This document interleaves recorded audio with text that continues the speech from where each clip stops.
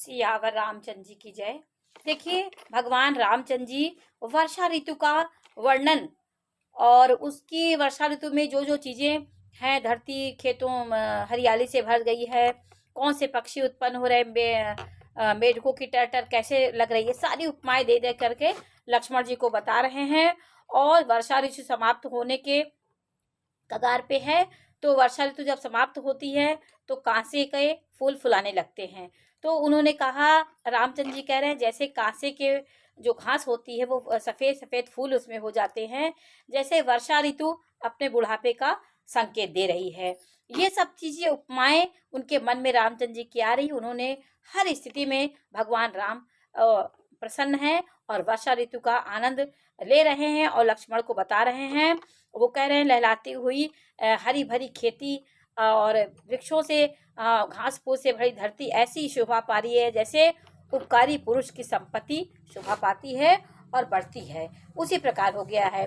अब जैसे ही वर्षा ऋतु जा रही तो चक्रवाक पक्षी नहीं दिखाई पड़ रहे हैं। ऋतुओं के अनुसार पक्षियों का आगमन होता है, कौन से पक्षी किस ऋतु में आते हैं, यही सब बातें रामायण में कही गई हैं। कि अब देखिए, चक्रवाक पक्षी दिखाई नहीं दे रहे हैं, जैसे कलयुग को पाकर धर्म भाग जाता है वैसे चक्रवाक पक्षी भाग गए हैं। ऊसर में वर्षा होती है पर वहां घास तक नहीं जगती, ऊसर भूमि जो होती है, जैसे हरि भक्त के हृदय में काम उत्पन्न नहीं होता है, उसी प्रकार ये उपमाओं के माध्यम से भगवान रामचंद्र जी बता रहे हैं। अनेकों तरीके से जीवों से भरी हुई उसी प्रकार की धरती शोभायमान हो रही, जैसे सुराज्य पाकर प्रजा की वृद्धि होती है, उसी प्रकार धरती लहला रही है। जहां तहां अनेक पथिक थक करके ठहरे हुए हैं, ज्ञान उत्पन्न होने पर इंद्रियां दशे शिथिल हो जाती हैं, वैसे ही हो गया है और विषयों को छोड़ देती हैं।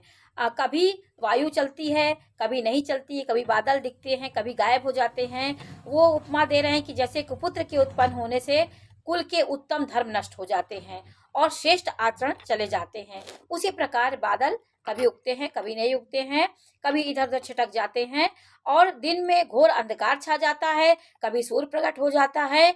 ऐसे कुरंग पाकर ज्ञान नष्ट हो जाता है, जैसे कुसंग पाकर ज्ञान नष्ट हो जाता है और सुसंग पाकर के उत्पन्न हो जाता है।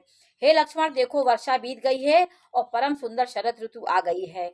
फूले हुए कांसे से सारी पृथ्वी छा गई है, मानो वर्षा ऋतु ने बुढ़ापे प्रकट हो रहे हैं। अगस्त के तारे ने उदय होकर के मार्ग के जल को ऐसे सोख लिए हैं जैसे संतोष लोभ को सोख लेता है, और नदियों और तालाबों का निर्भय निर्मल जल ऐसा शोभा पा रहा है जैसे मद और मोह से रहित